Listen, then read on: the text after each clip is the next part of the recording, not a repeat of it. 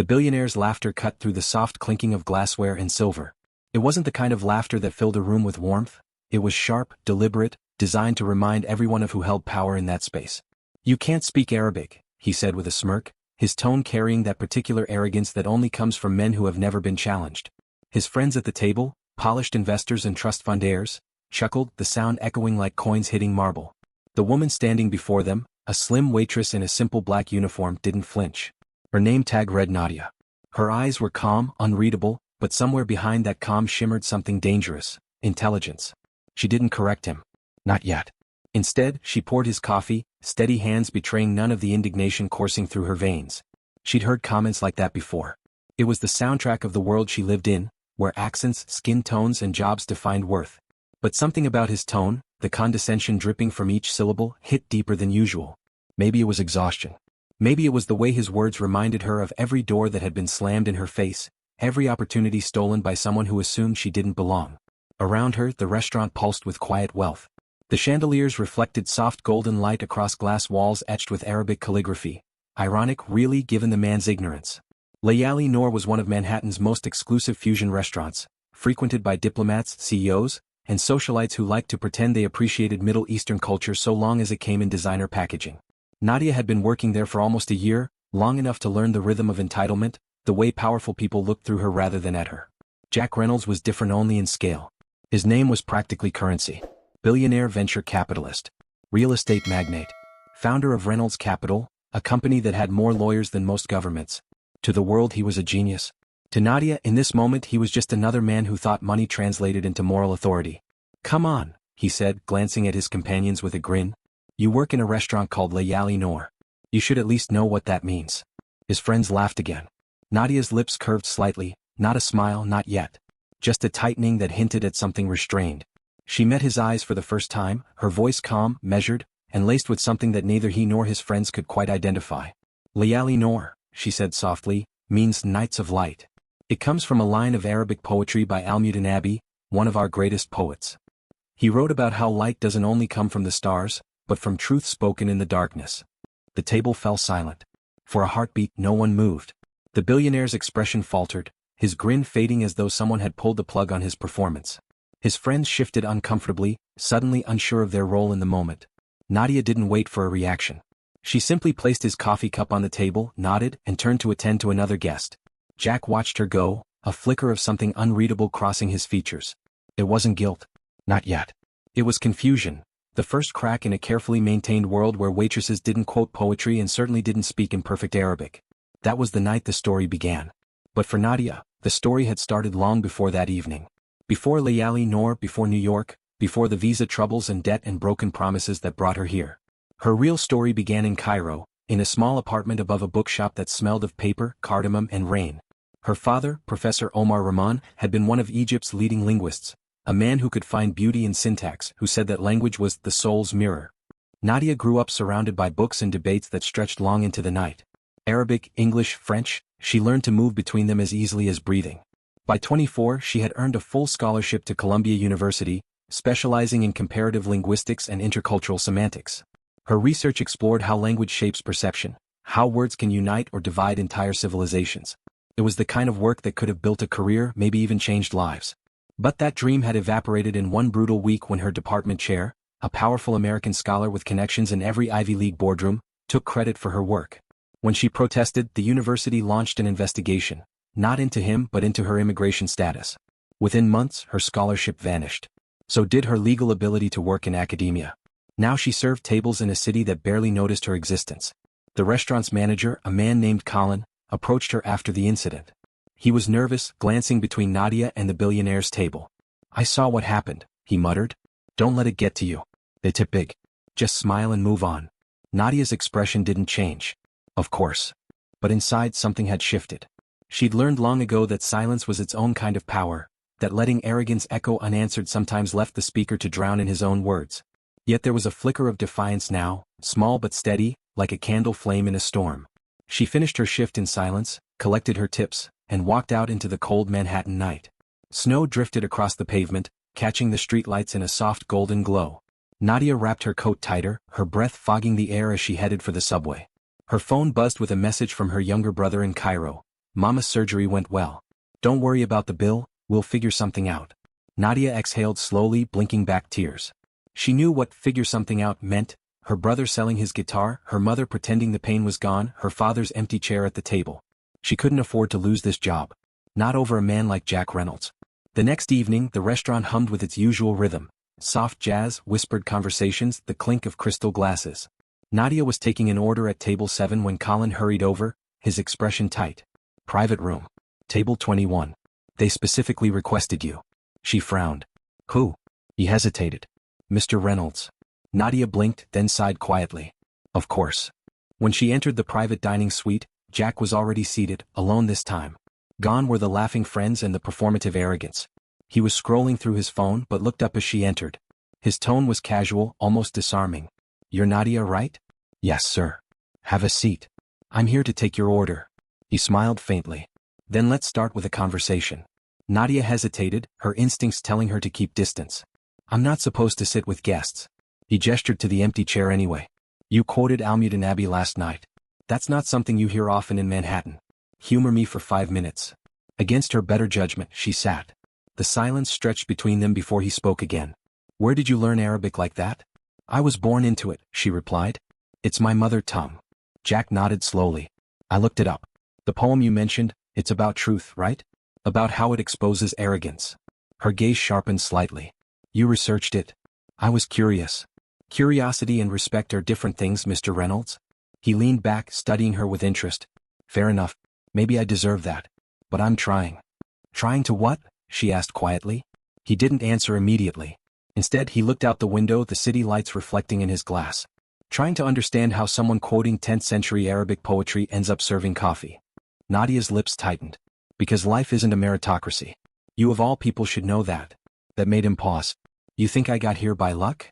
I think luck and privilege often get confused with brilliance, she said evenly. And I think people like you rarely notice the difference. The words hung in the air like static. Jack's jaw tightened, but instead of snapping back he smiled faintly. You're brave. No, Nadia said. Just tired. When her shift ended that night, she found an envelope tucked into her locker. No name, no note. Just a single business card embossed with the logo of Reynolds Capital and a handwritten number beneath it. She crumpled it and tossed it into the trash. Whatever game he was playing, she wanted no part of it. But the universe had other plans. 2 days later, she came into work to find the restaurant in chaos. The head chef was shouting, the manager pacing, the staff whispering. A last-minute booking, private investors' dinner, hosted by none other than Jack Reynolds himself. Nadia froze when she saw his name on the event list. Colin caught her eye. He specifically asked for you again. VIP request. She wanted to refuse, but she couldn't risk it.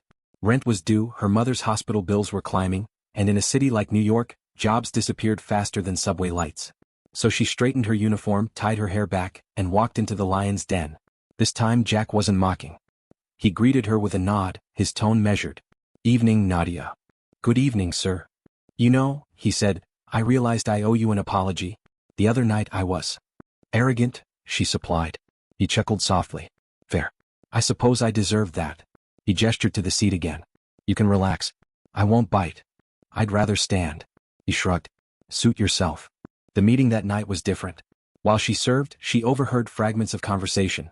Something about an upcoming investment in a Middle Eastern tech startup. Words like translation issues, contract loopholes, foreign clauses. Jack seemed tense, distracted, his usual confidence replaced by frustration. When the others left, he called out, Nadia, wait. She turned. Yes. He gestured toward the laptop on the table. You studied linguistics, didn't you? She stiffened. How do you? I did my homework, he admitted. Columbia University. Comparative linguistics. You published a paper on semantic drift between Arabic and English in contractual language. Nadia said nothing, though her pulse quickened.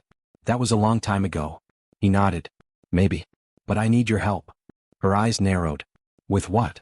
He tapped the screen, showing her an Arabic contract filled with annotations. My team's translations don't match the original document. We're about to sign a $100 million deal and something feels off. You see the pattern? Nadia hesitated, torn between irritation and curiosity. Then, almost against her will, she leaned closer, scanning the lines. Something clicked instantly, a subtle shift in meaning between 2 clauses. A mistranslation that changed employee rights to employer discretion. Her breath caught. You're about to sign away legal protections for every worker in that deal, she said quietly. Jack's eyes widened. You're sure? Completely. It's deliberate. Someone manipulated this translation to favor your company. Then why are you upset? He asked. That benefits me. Nadia looked up sharply. Because it's wrong. For a moment, silence reigned. Then Jack exhaled slowly, studying her face with something like respect. You could have said nothing. I could have, she agreed. But my father taught me that integrity is a language everyone understands, if they bother to listen. Jack's expression softened. You remind me of him? No, she said. I remind you that you're not untouchable. Her shift ended at midnight. As she stepped outside, snow began to fall again, quiet and endless. The city lights blurred through the flakes, casting reflections that looked like shattered stars. Nadia closed her eyes for a moment, the cold biting at her cheeks. She didn't know it yet, but her life had just shifted course. The man who once mocked her would soon find himself questioning everything he thought he understood about power, respect, and truth. Without your support, stories like this fade into the noise. The narrator's voice would eventually echo in 1,000 retellings of this tale. So if you believe every language deserves to be heard, don't forget to subscribe because what happens next will change everything. The night after the contract revelation, Nadia tried to convince herself it was just another fleeting moment, an accidental intersection between her small, quiet life and the loud, glittering world of power she'd left behind. But fate, it seemed, had other ideas. The next morning when she arrived at Layali Noor for her shift, Colin was waiting by the door, clutching a sealed envelope like it might explode in his hands. This came for you, he said, eyes darting nervously toward the dining hall. Nadia frowned, accepting it. Inside was a single sheet of thick paper, Reynolds capital letterhead. It wasn't a thank you note. It was a formal job offer. Position, cultural and linguistic consultant. Duration, 3 months. Compensation, $15,000 per month. Confidentiality clause, mandatory. She read it twice, then again, her heart racing. It was absurd. She wasn't even supposed to work in that field anymore. Not after Columbia revoked her scholarship and her visa status became a legal gray area. Her mind flashed through every risk. Exposure, deportation, the possibility that Jack Reynolds was setting some kind of trap. When Colin noticed her expression, he raised an eyebrow. Is this legit? Unfortunately, yes. She folded the paper neatly. And I'm not accepting it. He stared. You're turning down 15 grand a month? I'm turning down 15 grand a month of entanglement with a man who thinks integrity is negotiable. But her words didn't feel as certain as she wanted them to. That night, lying in her tiny apartment above a laundromat, she couldn't sleep. The image of Jack leaning forward under the dim restaurant light replayed in her mind. The confusion in his eyes when she called him out, the flicker of shame he tried to mask with curiosity. Something about that moment haunted her. Not because of him, but because of what it stirred in her. The reminder that she was still capable of wielding her intelligence, that her mind hadn't been erased by circumstance. She hadn't realized how much she missed that feeling. 2 days later, Jack showed up in person. It was lunch hour. The restaurant buzzed with tourists and businessmen, the kind of crowd that demanded smiles and efficiency. Nadia was balancing a tray of lamb kebabs when she saw him enter. No entourage, no designer arrogance this time. Just a man in a tailored gray coat, scanning the room until his eyes found hers. She froze for a second before recovering, carrying the tray to table 9. But by the time she turned around, he was already standing beside her station. Working hard as always, he said quietly. Mr. Reynolds. Her tone was neutral. This isn't exactly your kind of place at lunchtime. He smiled faintly. Maybe I'm expanding my horizons. Or running from guilt. His grin faded. I deserve that. But I came to say thank you. For what? For saving me from signing a contract that could have turned into an international scandal. She crossed her arms. You mean saving you from bad press? Jack sighed. You don't pull punches, do you? Only when they're deserved. He slipped a business card onto her station. The offer still stands. The position is real. Confidential. I'll make sure your status, whatever it is protected. I don't need charity. It's not charity, he said firmly. It's recognition. She hesitated, her pride warring with practicality. $15,000 a month could cover her mother's medical treatment for a year. It could buy freedom or at least the illusion of it. And yet, her instincts screamed that stepping back into the world of men like Jack Reynolds meant surrendering something vital. I'll think about it, she said finally. That's all I ask. He gave a polite nod and left as quietly as he'd come. For the next week, she avoided the subject, throwing herself into work. But late one evening, her phone buzzed with a call from an unknown number. She almost ignored it, until a familiar voice came through. Ms. Rahman, this is Catherine Miles from Reynolds Capital's legal team. Mr. Reynolds asked me to follow up. We can schedule an informal meeting, off the record, if you prefer. Nadia hesitated, staring at the flickering light above her sink. Where? Our downtown office. Private entrance. No paperwork until you're comfortable. She almost hung up. Almost. But the words off the record lingered. She agreed to meet. The next afternoon she walked into a glass tower that seemed to scrape the sky itself. The lobby smelled of money and eucalyptus. Every surface gleamed. It was a world built for people who never doubted their own importance. As the elevator carried her upward, her reflection stared back from the polished steel walls, a waitress pretending to belong in a kingdom of power. Jack was waiting when the doors opened. He looked different here, sharper, colder, the CEO mask firmly in place. Yet when he saw her, something softened. You came. Against my better judgment. That's how all good stories start. She rolled her eyes. I'm not here for charm. Good, he said, gesturing toward a minimalist conference room. Because I'm not offering any.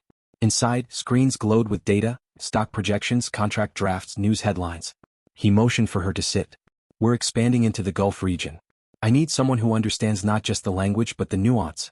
My team keeps missing cultural context in negotiations. You have analysts for that. Analysts who Google translations. I need someone who reads between the lines. Her brow furrowed. You're trusting me after one conversation? I'm trusting what I saw when you spotted a billion-dollar loophole over a cup of coffee. There was something unervingly sincere in his tone. Against her instincts, she found herself studying him. Beneath the arrogance there was precision, a mind that operated like an engine, calculating every move. But there was also fatigue, a weariness she hadn't noticed before. She exhaled slowly. If I accept, I set my own terms. Remote work only. Confidentiality from both sides. Agreed. And my identity stays off any official record. Done. She hesitated one final time. Then I'll accept, temporarily.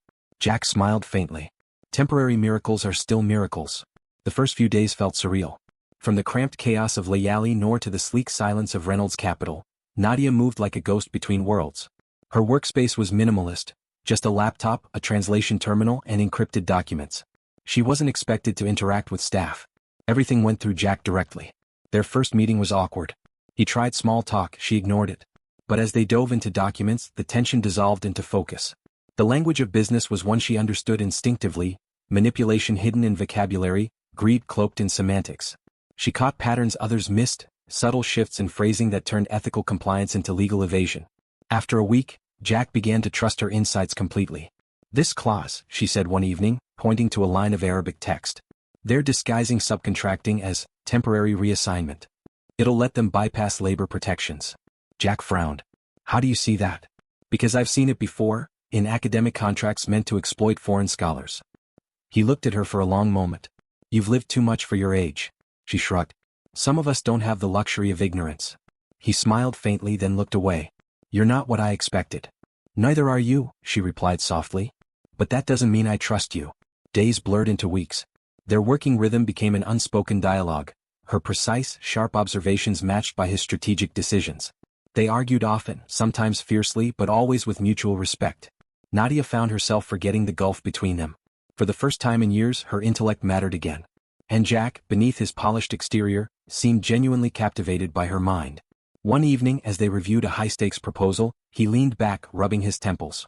You know, when I first met you, I thought you hated me. I did. He laughed quietly. And now? I tolerate you.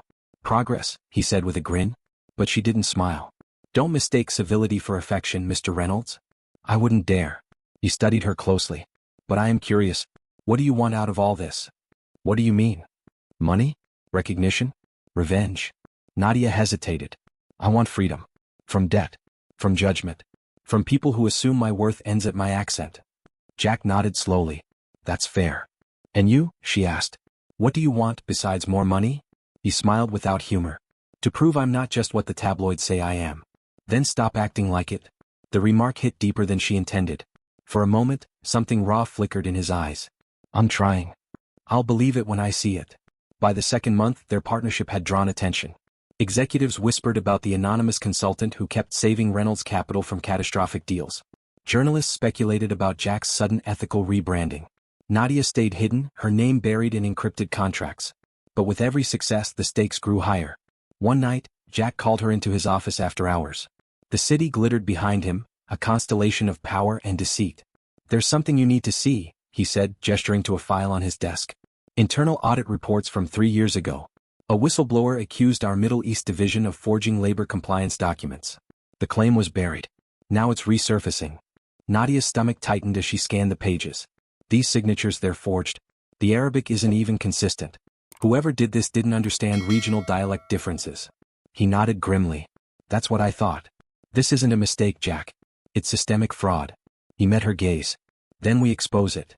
She blinked. You're serious? Completely. But you're bored, you're investors. He cut her off. They'll survive. I won't build a fortune on lies. For the first time, Nadia believed him. When she left the office that night, the city felt different.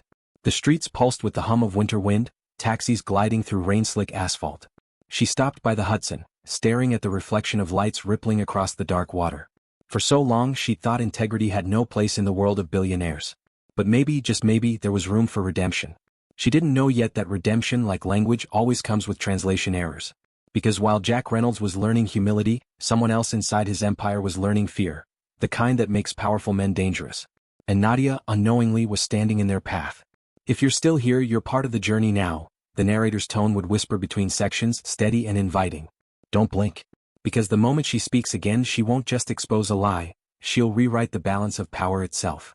The weeks that followed blurred into a rhythm Nadia had never known before, equal parts adrenaline and exhaustion. By day, she translated documents for Reynolds Capital with surgical precision. By night, she returned to Layali Noor to work her remaining shifts, unwilling to give up the one constant that kept her grounded. The restaurant was noisy, imperfect, human. The skyscraper was silent and sterile, its walls humming with secrets. Somewhere between those two worlds, Nadia began to lose track of where she belonged. Her phone buzzed one Thursday evening as she set down her apron. It was Jack. Still awake? Barely, she replied. Good. I need you at the office tomorrow. Early. Nadia frowned. What's happened? The board meetings moved up. And our translation problem just turned into an international incident. The next morning she arrived before sunrise. The office was quiet, its glass walls tinted gold by the first light of dawn. Jack stood by the window, phone pressed to his ear, voice low and sharp. He ended the call abruptly when he saw her. We've been compromised, he said without preamble. Someone leaked excerpts from our Arabic contracts to the press, out of context. It looks like we've been exploiting labor laws again. Nadia's pulse quickened. But we fixed that. The new agreements don't matter. Public perception always moves faster than the truth. He tossed a folder onto the table. Inside were printed headlines from financial blogs. Reynolds Capital accused of concealing labor violations. Anonymous insider claims systemic fraud. Stock drops 12% overnight. Nadia scanned the pages. This wasn't random. Someone inside wanted to sabotage you. Jack nodded grimly. Which is why I need your help again. Whoever did this, they understand Arabic contracts well enough to twist them convincingly. That narrows it down. To your internal translation department, she said quietly. Exactly. For the next 2 hours, they combed through internal communications, comparing translation logs and digital footprints. It didn't take long to find anomalies, a cluster of edits originating from a remote login in Dubai, tied to one of the company's senior linguists, Omar Khatib. The name sent a chill through Nadia. I know him, she said slowly. He worked under my father in Cairo years ago. Brilliant but ambitious. He left academia for corporate work. Jack's eyes narrowed. Ambitious or corrupt? Both maybe. She sighed. He always believed ethics were a luxury only the poor clung to. Jack leaned forward. Then he's our leak. I want you to contact him, off the record. Nadia's breath caught. You want me to confront him? Not confront. Converse. He might trust you. She shook her head. If he's behind this, he'll see through any pretense. Jack's tone softened. I wouldn't ask if I didn't believe you could handle it. Nadia hesitated. The last time she'd spoken to Omar Khatib, she was still a student, arguing about moral integrity in linguistic research. He'd told her that truth was elastic, that people heard only what they wanted to. Now, years later, she would test that theory again. That evening, she sent a single message to his encrypted address. Professor Khatib, it's Nadia Rahman. I need to talk. His reply came minutes later. I wondered when Reynolds would send someone. Tomorrow. No. The Blue Orchid Cafe. When she told Jack, he insisted on accompanying her. She refused. If he sees you, he'll shut down. Then take my driver, he countered. And a tracker. She almost laughed. I'm meeting a linguist, not a mob boss. Same thing in this industry. The Blue Orchid Cafe was tucked into a quiet corner of Midtown, a haven of mosaic tiles and strong coffee that reminded Nadia of home. Omar arrived precisely at noon, wearing a tailored suit and the smugness of a man who believed the world owed him applause. His beard was trimmed to perfection, his smile thin and practiced. Nadia Rahman, he greeted, his voice still rich with Egyptian cadence. You've grown into quite the scandal yourself. She ignored the barb. You leaked the contracts. He lifted an eyebrow. Direct as always. Why? He stirred his coffee slowly. Because I got tired of watching men like Reynolds pretend morality is a business model. The leaks expose hypocrisy. Everyone wins. Except the workers who'll lose jobs, the charities that rely on his foundation, and the people who'll take the blame for your stunt. Omar's smile didn't falter. Collateral damage. Truth demands sacrifice. Nadia leaned in, her voice a whisper. You're not chasing truth, you're chasing leverage. Who's paying you? For the first time he hesitated. Then he smirked. You've learned too much from your father. Don't speak of him. Why not? He was the same, idealistic, stubborn. It destroyed him. Nadia's hands clenched beneath the table. No, people like you did that. Omar laughed softly. You think you're better than me because you serve coffee with poetry? You're still dancing for the powerful, Nadia. Only now you've picked a different master. The words struck deep. She stood abruptly, her chair scraping the floor. Enjoy your coffee, Professor. Tell Reynolds I said hello, he called after her. Outside, the city roared with life, but Nadia felt suffocated. Omar's words echoed in her head, a different master. Was that what she'd become? Another tool for a billionaire trying to launder his conscience through good deeds? When she returned to the office, Jack was waiting, pacing near the window. What did he say? He admitted it, but he's not acting alone. Someone inside's feeding him information. Jack exhaled. That narrows it to the executive board. Nadia met his gaze. You have a mole. He nodded grimly. And we'll find them. The following days turned into a storm of investigation. Meetings, encrypted messages, sleepless nights. Nadia analyzed metadata, linguistic patterns, even stylistic fingerprints in leaked documents. Her training in semantics became a weapon. She could identify a person's writing style the way others recognized faces. One evening, as she combed through internal memos, something caught her attention.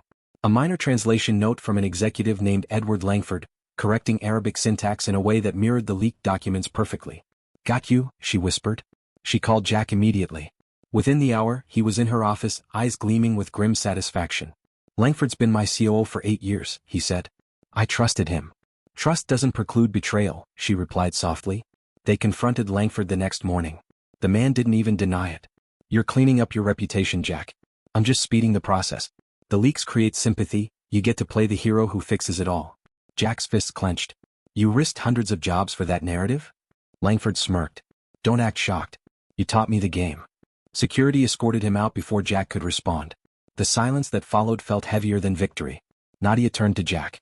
Now what? He looked out the window, the skyline stretching endlessly beyond.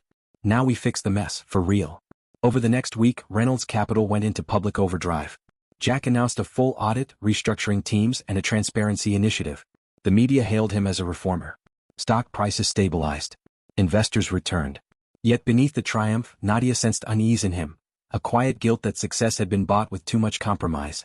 One evening, she found him in the boardroom, staring at the skyline again. You won, she said softly. He shook his head. No one wins in this world.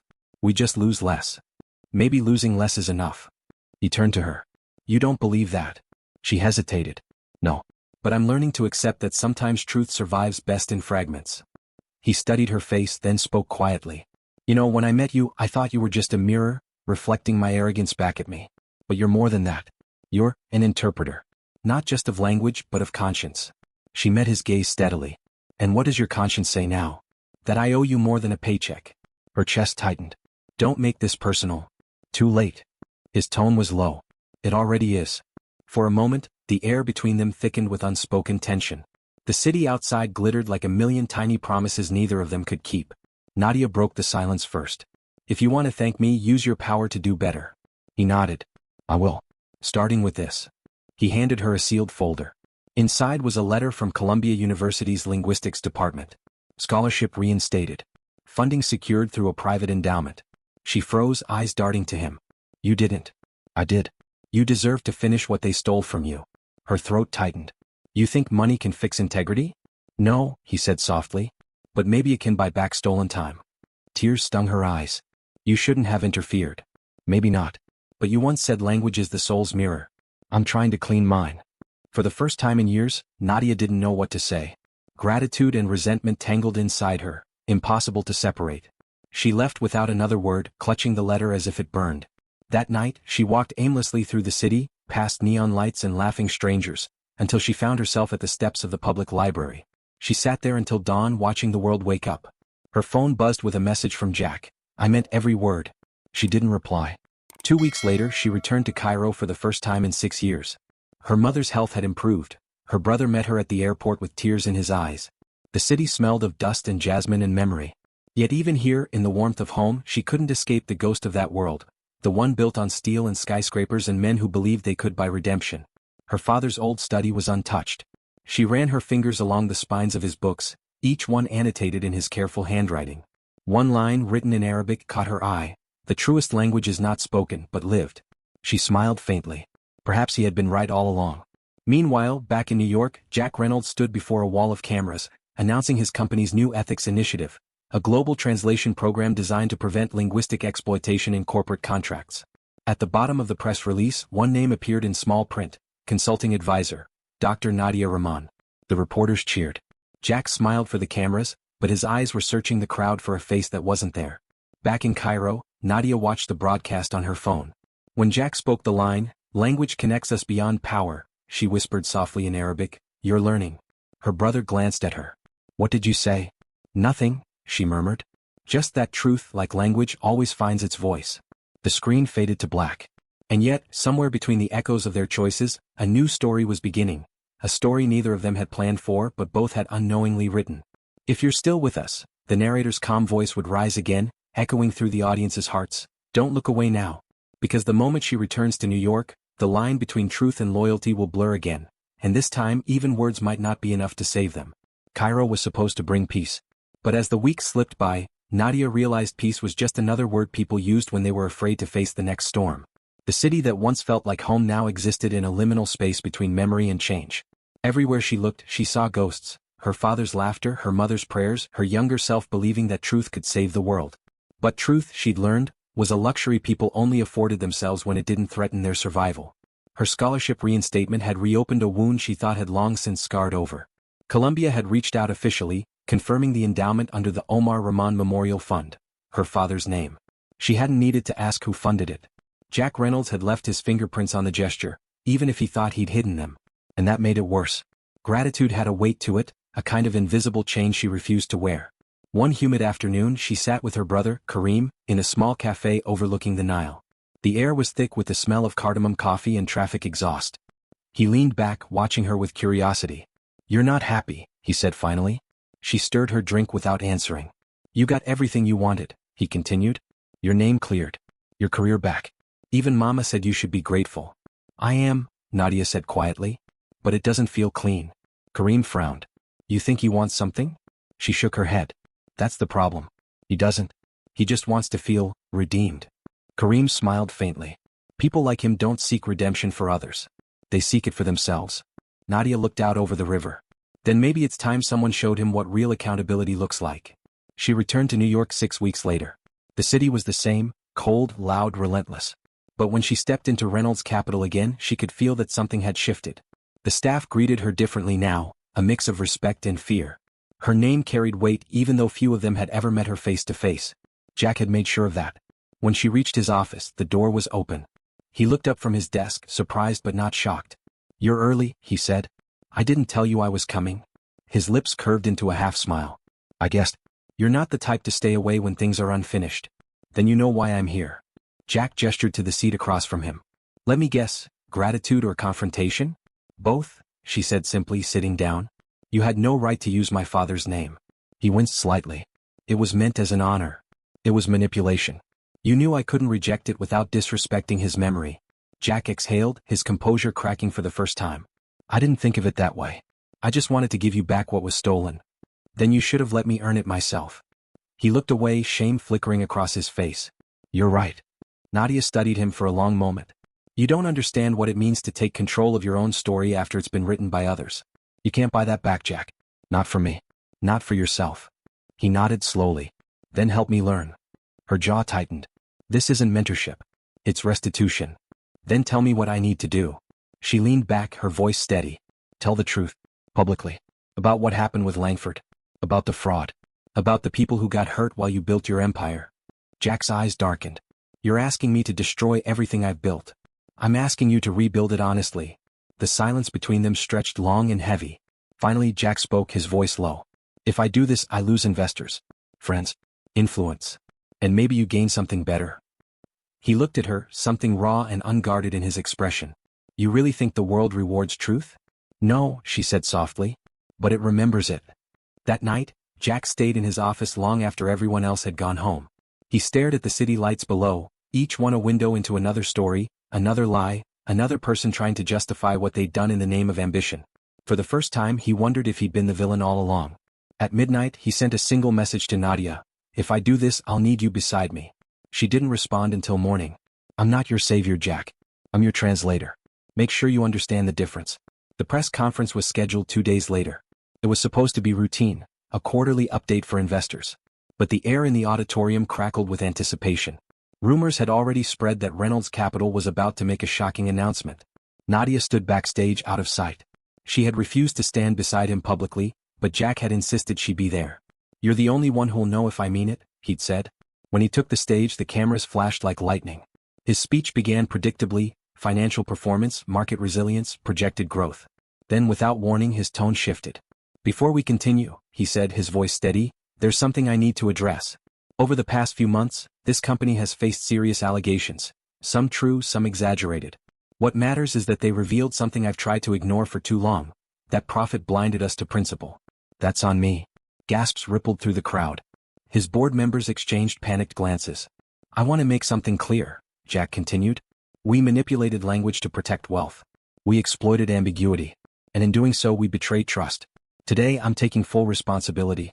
Effective immediately, Reynolds Capital will open its records to an independent ethics board. And all profits from the disputed contracts will be redirected into worker restitution funds. Chaos erupted. Reporters shouted questions. Cameras zoomed in. Investors muttered curses under their breath. From backstage, Nadia watched silently, her heart pounding. For the first time, Jack wasn't performing. He was confessing. The fallout was immediate. Stock prices plummeted. Major investors withdrew. But the media, surprisingly, turned the story into something else. Billionaire breaks code of silence. Reynolds Capital admits corruption, promises reform. Public opinion split between admiration and outrage. For every critic calling him naive, there were 10 others calling him brave.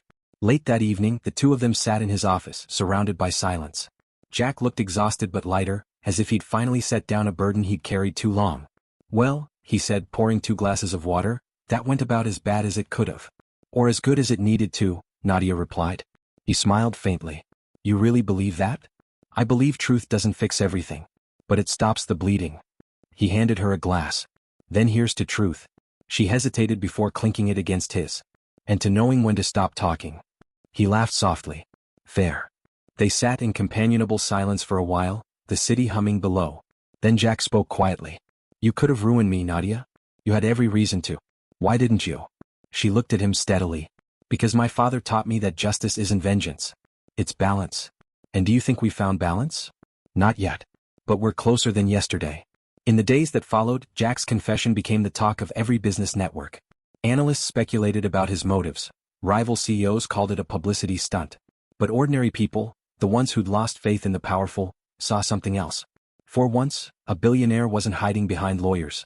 For once, a man with everything to lose had chosen truth over silence. One afternoon, as Nadia left the office, a delivery boy stopped her in the lobby. Miss Rahman? He asked, holding out a sealed envelope. She signed for it and opened it on the subway ride home. Inside was a handwritten note. You taught me a new language. Not Arabic. Accountability. J.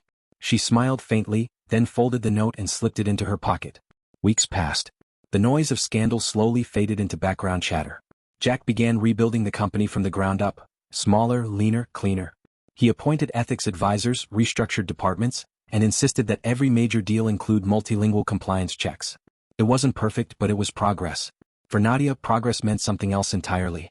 Her reinstated scholarship came with an invitation to return to Columbia, not as a student but as a guest lecturer. She would teach a seminar on linguistic integrity and global trade. The irony wasn't lost on her.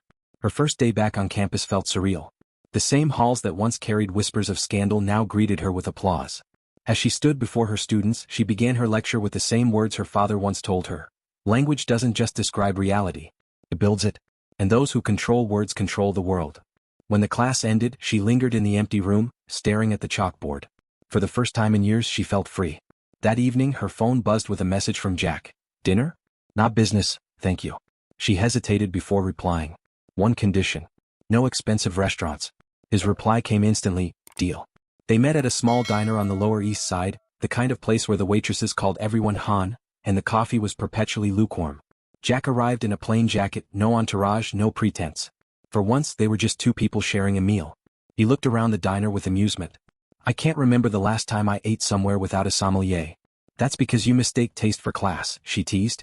He laughed. Guilty. As they ate, the conversation drifted easily, from language to family to music. When he asked if she missed Cairo, she nodded. Every day. But I've learned that home isn't where you start. It's where you stop running. And are you done running? She met his gaze and smiled softly. For now. He raised his glass. To not running. To understanding, she corrected. When they left the diner, the city was quiet. A soft rain had begun to fall, washing the streets in silver. Jack walked beside her, hands in his pockets, expression thoughtful. You know, he said finally, if someone told me a year ago that a waitress would change my entire worldview, I'd have fired them on the spot. She chuckled. You're welcome. He stopped walking, turning to face her. Nadia, thank you. For what? For proving that fluency isn't about language. It's about honesty. For a moment, neither spoke. Then she nodded. Good night, Jack. Good night, Dr. Rahman. As she walked away, the rain fell harder, soaking her coat, blurring the city lights into watercolor streaks. But for the first time she didn't hurry. Every step felt deliberate, anchored. She had reclaimed her story, word by word, truth by truth. Somewhere behind her, Jack watched her go, the faintest smile on his lips. He didn't call out. He didn't chase her. He simply whispered to himself, maybe this is what redemption looks like. If this story moved you, the narrator's voice would return softly, remember that dignity is the truest language we speak. Subscribe, share, and keep listening, because some voices deserve to be heard beyond the walls of power. Winter settled over Manhattan with the quiet persistence of memory. For Nadia, it was the season of in-between, between endings and beginnings, between comfort and restlessness. Her life had found a fragile rhythm. Mornings at Columbia lecturing about linguistic ethics, afternoons consulting remotely for humanitarian organizations, and evenings writing her father's unfinished research into a book. On paper she had everything she once dreamed of. Yet deep inside, something remained unresolved, an echo she couldn't name. Jack had kept his distance since that night at the diner. Their communication had shifted into something infrequent but thoughtful. Occasional emails about research projects, the rare phone call that began professionally but drifted toward the personal. They orbited each other like two languages sharing a route but never merging completely. One gray Tuesday, while preparing her lecture slides, Nadia received a call from an unfamiliar number. Dr. Rahman, a man's clipped voice said. This is Special Agent Rourke with the SEC Investigative Division. We're reviewing new allegations related to Reynolds Capital. We understand you were a consultant during the restructuring period. Her pulse quickened. I was. But those matters were resolved publicly months ago. Not all of them, he replied. There are financial transfers tied to offshore subsidiaries that occurred after Mr. Reynolds' confession. We believe someone is using his transparency campaign as cover for a deeper scheme. We need your help verifying linguistic patterns in the documents. Nadia's throat went dry. Are you accusing him of fraud? Not yet, Rourke said. But we're saying he might not be as free of corruption as you think. When the call ended, she sat frozen, her screen filled with half-finished slides on the moral power of language. Her stomach twisted. Had Jack relapsed into the same cycle he'd sworn to escape? Or was someone else using his reform as camouflage for a new deception? That night, she went to his penthouse unannounced. The doorman, who now recognized her, hesitated before opening the elevator. He's in a meeting, ma'am.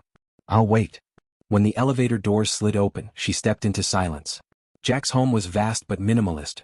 Marble floors, warm lighting, an entire wall of glass overlooking the city skyline. A single piano sat near the window, untouched. She walked to it instinctively, her reflection mingling with the city lights beyond.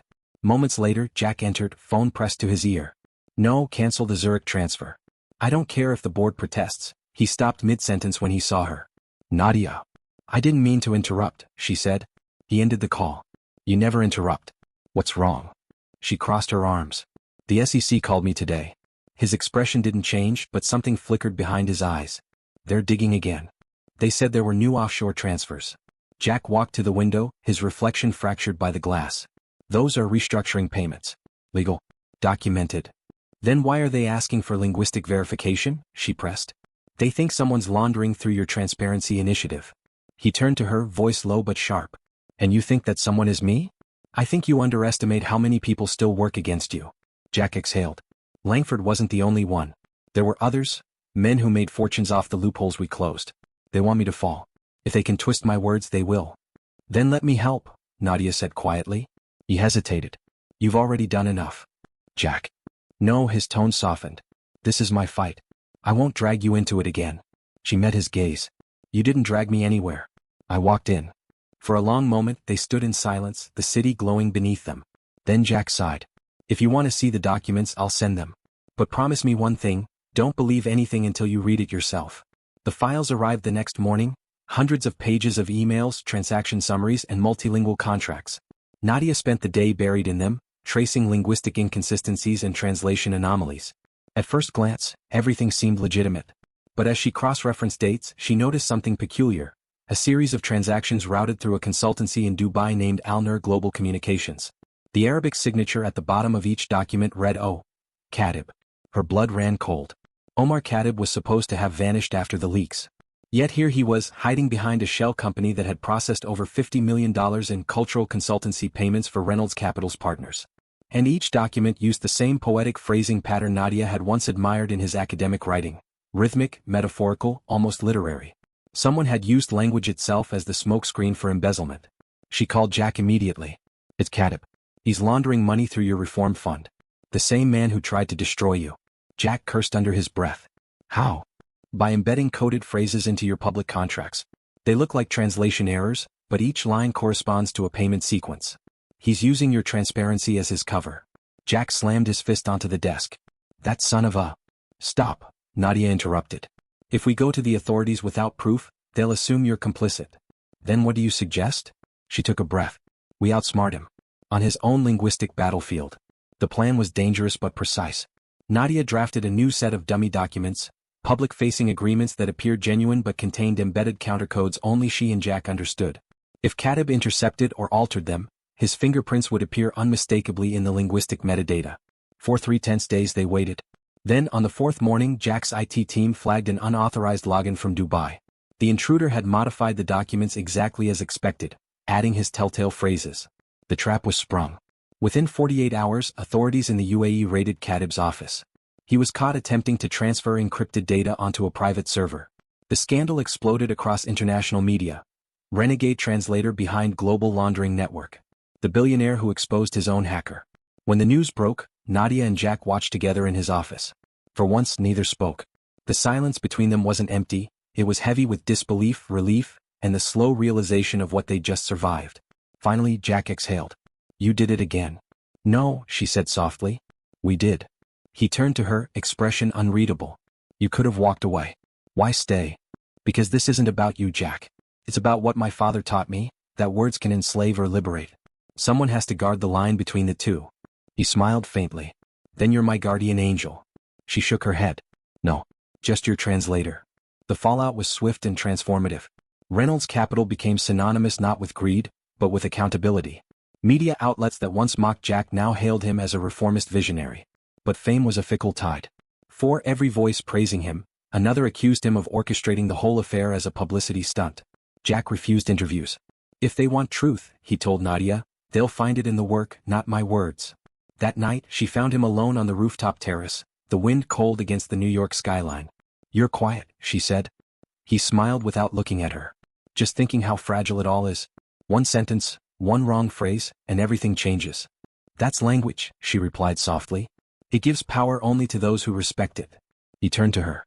And what about you, Nadia? What do you want now that this chapter's over? She hesitated. To disappear for a while. To write. To remember who I was before all this. You'll leave? She nodded. For a time.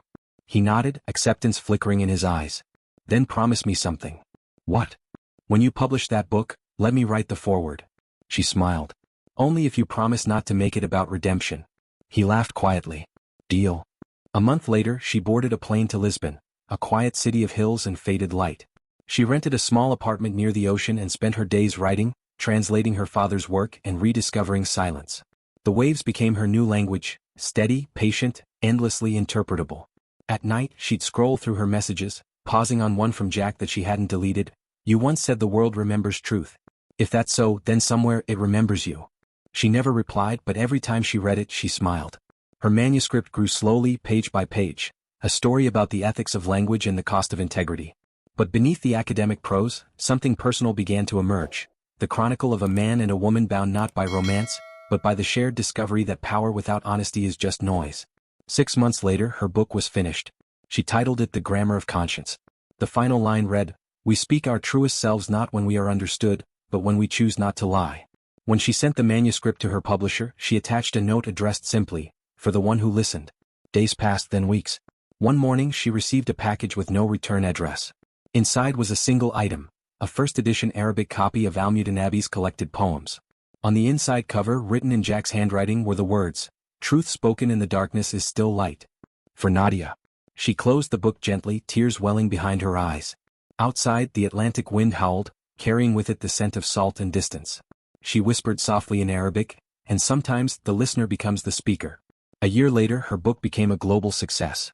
Universities invited her to lecture on ethical translation. NGOs consulted her on international language policy. Her father's legacy had transcended his death, her own name now synonymous with moral clarity. Yet in every interview, when journalists asked if any person inspired her journey, she always smiled and said, "A stranger who taught me to read between the lines." One evening while walking through Lisbon's narrow streets, her phone buzzed. A single message appeared, "Still translating. Still learning. J." Nadia looked up at the sky. The sun was setting, the horizon awash in gold and rose. She typed back, "Then you've finally become fluent." And for the first time she believed it. If you followed Nadia's story this far, the narrator's final voice would say softly, "Remember this, the world runs on words but only the honest ones endure." Like, subscribe and share this story, because sometimes, the smallest reply can silence the loudest arrogance. Lisbon had changed Nadia in quiet ways she didn't notice until she returned to New York. The city had softened her, its rhythm slower, its people unhurried, its air thick with stories that didn't need translation. She had learned to live without the noise of ambition. But the world she had helped rebuild didn't stop waiting for her. When her plane touched down at JFK, the city's skyline glimmered under a slate-gray sky, tall and unrepentant. She had returned at the invitation of Columbia University, to deliver the keynote address at the annual International Ethics in Communication Conference. Her book, The Grammar of Conscience, had become required reading in universities across the globe. And yet, as the black car carried her through familiar streets, she couldn't shake the unease curling inside her. The world now saw her as a symbol of integrity. But symbols were dangerous. They demanded perfection, and perfection was a lie. Her hotel suite overlooked Central Park. The trees below were bare, skeletal silhouettes against winter's pale light. She had barely unpacked when there was a knock at the door. She opened it to find a courier holding a small box. "Delivery for Dr. Rahman." She signed, curious. Inside was a folded newspaper article and a note written in elegant cursive. "The board has changed. The reform is in danger. J." Her heart stuttered. The article was dated 2 days ago. Reynolds Capital faces internal coup, new executives question ethical direction. Beneath it was a photograph of 3 men she recognized from old meetings, investors who had once loathed Jack's transparency. Nadia sank into a chair, reading every line. The new board accused Jack of ethical overreach, claiming his reforms endangered shareholder value. They planned a vote to remove him as CEO by the end of the week. For a long moment she just stared at the page, the city roaring outside her window. Then she folded the paper carefully, stood and picked up her phone. "Jack Reynolds," she said when he answered, "tell me it isn't true." He sighed. "I was hoping you'd read it after your speech. You're letting them force you out?" "I'm letting them try." She clenched her jaw. "Where are you?" "Where else?" he said with a trace of humor. "The office. Still trying to translate morality into business language." "I'm coming." "Nadia." But she had already hung up. The Reynolds Capital lobby felt colder than she remembered. The receptionist glanced up, startled to see her. "Dr. Rahman? Mr. Reynolds is in the boardroom. They're voting." Without waiting for clearance, Nadia strode through the glass doors. Inside, a dozen board members sat around a long mahogany table. Jack stood at one end, hands clasped behind his back, posture calm but defiant. His opponents, the old guard of moneyed pragmatists, looked like vultures circling their prey. "Before you cast your vote," Jack was saying, "remember that the world is watching. If you think the market rewards hypocrisy, you're right, but only for a season. Truth endures." An older man sneered. "Truth doesn't pay dividends, Reynolds. Integrity doesn't move stock prices. You've turned this company into a sermon." "That sermon saved us from collapse," Jack shot back. "Without it, you'd still be laundering your conscience through legal loopholes." The room erupted in mutters. And then, without warning, Nadia spoke. He's right. Every head turned. The silence was sharp enough to cut glass. Jack's eyes widened. Nadia. But she stepped forward. You all built your empires on ambiguity, phrases that could mean everything and nothing. You called it smart business. I call it cowardice. Because hiding behind language isn't intelligence. It's fear. One of the board members scoffed. And who exactly are you? Dr. Nadia Rahman, she replied. The linguist who saved this company twice. The woman who translated your deceit into plain English. A ripple of tension swept through the room. Another man sneered. This is a shareholders' meeting, not a lecture. Then listen closely, she said. Because what you decide here will echo far beyond your balance sheets. You can replace Jack Reynolds. You can roll back every reform he made. But when the next scandal hits, and it will, you won't just lose investors. You'll lose history. The room went still. Her voice had a gravity that silenced argument. Jack met her eyes, something unspoken passing between them, gratitude, maybe awe. The chairman finally cleared his throat. We'll proceed to vote. It was close. 6 against 5. But in the end, the motion failed by 1 vote. Jack remained CEO. After the meeting, the room emptied quickly. Jack lingered, leaning against the table, exhaustion etched into his features. You didn't have to do that, he said quietly. Yes, she replied, I did. He smiled faintly. You never could resist a good argument. She walked closer. You should have called me sooner. I didn't want to drag you back into the fire. Jack, she said softly, I live in fire. He chuckled. You always did. They stood there for a long time, the city lights flickering beyond the glass walls. Finally, Jack spoke again. You gave me back my voice. I won't forget that. Don't thank me, she said. Just keep using it. The next morning, the headlines told a different story. Reynolds survives board revolt, thanks to anonymous whistleblower intervention. Nadia smiled when she read the word, anonymous. The media didn't need to know everything. Some truths worked better in silence. But her own world was shifting again. Columbia had offered her a permanent professorship. Her book tour had expanded to London and Dubai. Invitations poured in from think tanks and global organizations. For once, her success wasn't built on someone else's mistake, it was her own. Still, late at night, she'd catch herself scrolling through old emails rereading Jack's words. They were always short, deliberate, like carefully chosen brushstrokes. Keep teaching me. The investors blinked first. The world's loud, but I can still hear your voice through it. She never replied. She didn't need to. 3 months later, her conference keynote filled the auditorium at Columbia.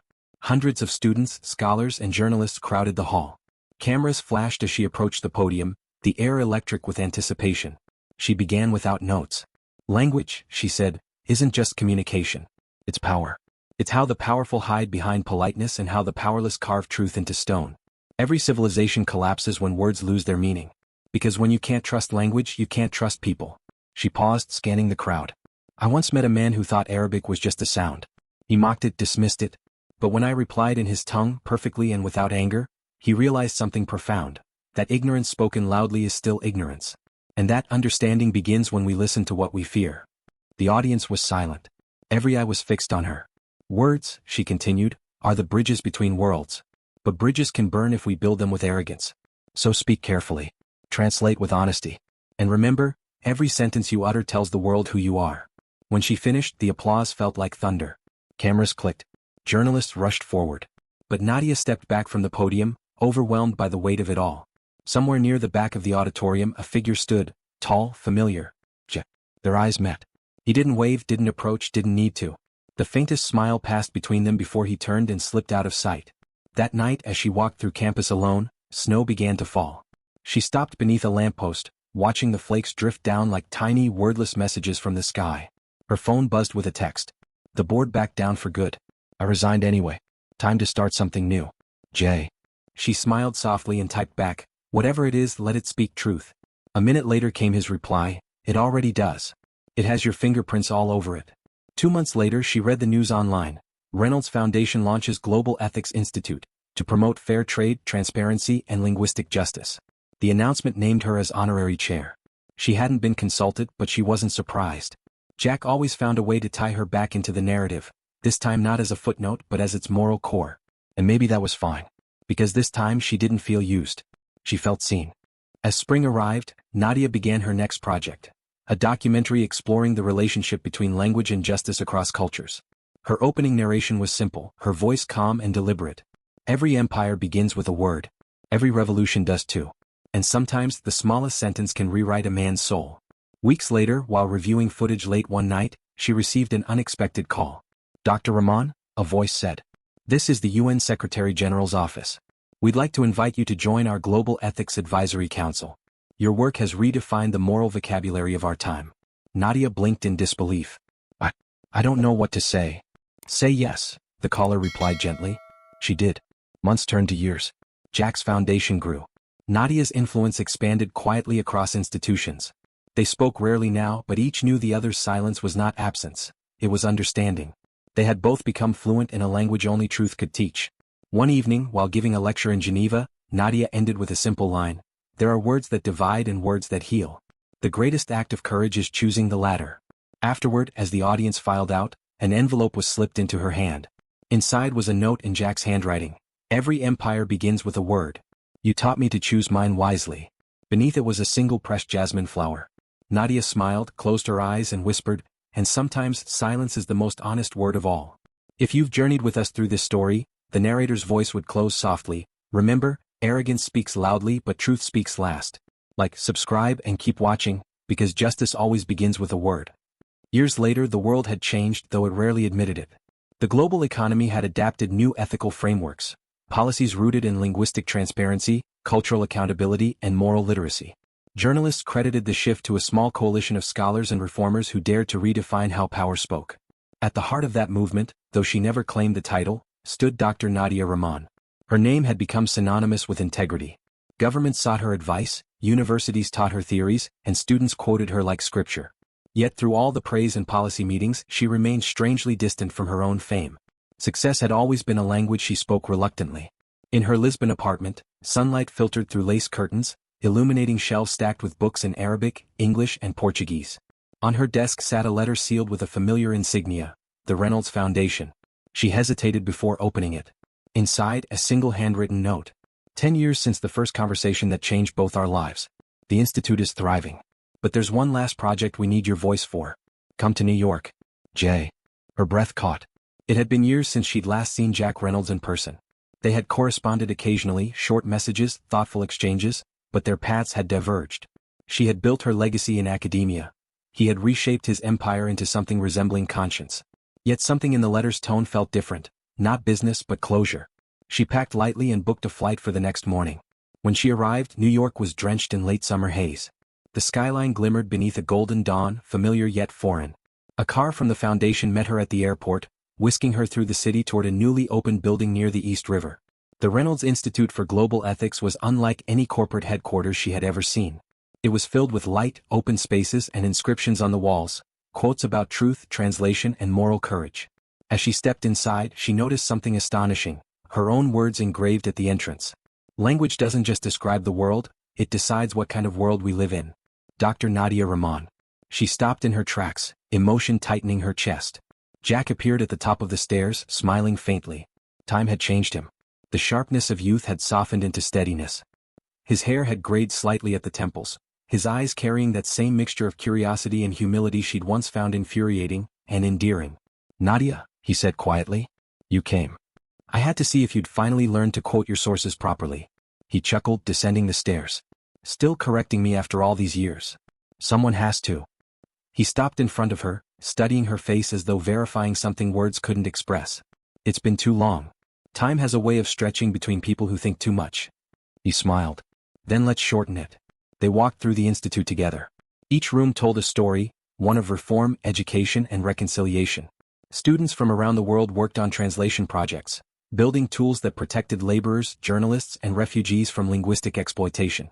Jack had turned what began as penance into progress. "This place isn't mine," he said quietly as they entered a large auditorium. "It's yours as much as mine. I built the structure. You gave it its soul." Nadia shook her head. "You gave it a chance to exist. I just refused to let it die." He smiled at that, then motioned toward the stage.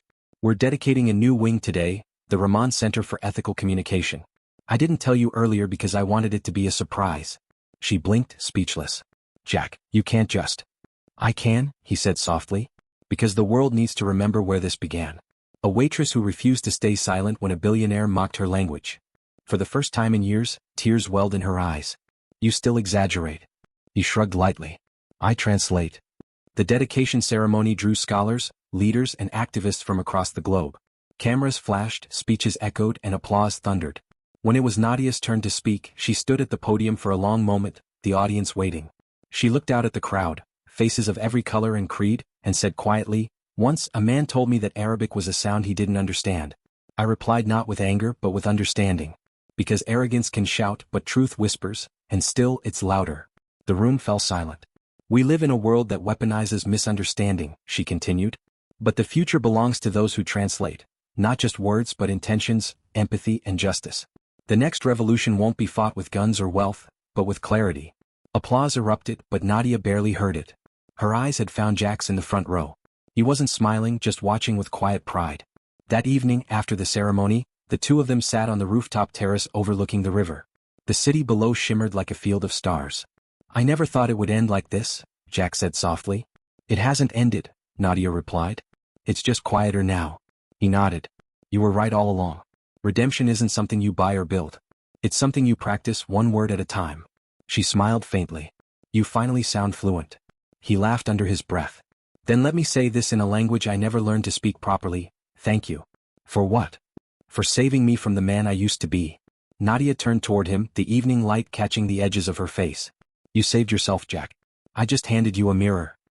He looked at her for a long time, then said quietly, "Do you ever regret how it all started?" "Sometimes," she admitted. "But only because I wish I'd spoken sooner." He smiled wistfully. "I'm glad you didn't. I needed to be humbled first." The night deepened. They talked for hours, about philosophy, memory, the evolution of ethics, and the strangeness of being both student and teacher to one another. When the wind turned colder, Nadia stood to leave. He rose with her. "Will I see you again?" "You always will," she said softly. "In the words people choose. In the honesty they find. That's what this all was about." He nodded, understanding. "Then goodbye, Dr. Rahman." "Goodbye, Mr. Reynolds." Months later, news of Jack's passing broke quietly. A private illness kept hidden from the world. The headlines called him the reformed titan, the billionaire who spoke truth to power. The institute held a memorial attended by thousands. Nadia didn't speak that day, she didn't need to. Her silence said everything. After the ceremony, she walked alone along the East River, a soft breeze carrying the sound of distant traffic. She reached the engraved entrance once more and traced her fingers over the quote that bore her name. For the first time, she didn't feel small standing beside it. She felt understood. In her bag was a sealed envelope Jack had left for her, labeled simply, "To the one who taught me to listen." She opened it. Inside was a single page. "If language shapes reality, then yours shaped mine. I built empires. You built meaning. And meaning endures." Beneath the words was a pressed jasmine flower. Her eyes blurred with tears as she folded the note, holding it close. Then she whispered in Arabic, "And meaning survives us both." Years passed. The institute flourished. Students carried her teachings across continents. Her book was translated into 40 languages. A documentary chronicled her story, the waitress who answered arrogance with eloquence and changed how power spoke forever. But to those who knew her best, Nadia remained simple, humble, endlessly curious. She taught her last lecture at 72, standing before a packed auditorium. Her final words to her students were quiet but unforgettable. "Truth doesn't demand perfection. It demands persistence. Speak it gently. Defend it fiercely. And remember, no translation is ever final. The work continues in you." The story ends not with applause but with a sunrise. Somewhere on another morning, a young woman opens the Grammar of Conscience and reads the line that began it all. "You can't speak Arabic?" mocked the billionaire, and her perfect reply left him stunned. In that instant, a new voice awakens. A new conversation begins. "If you've made it to the end," the narrator's voice would say, calm and resonant, "then you've understood what this story was truly about, not wealth or revenge but the courage to speak truth in any language." Subscribe, share, and remember, silence is only powerful when it protects dignity.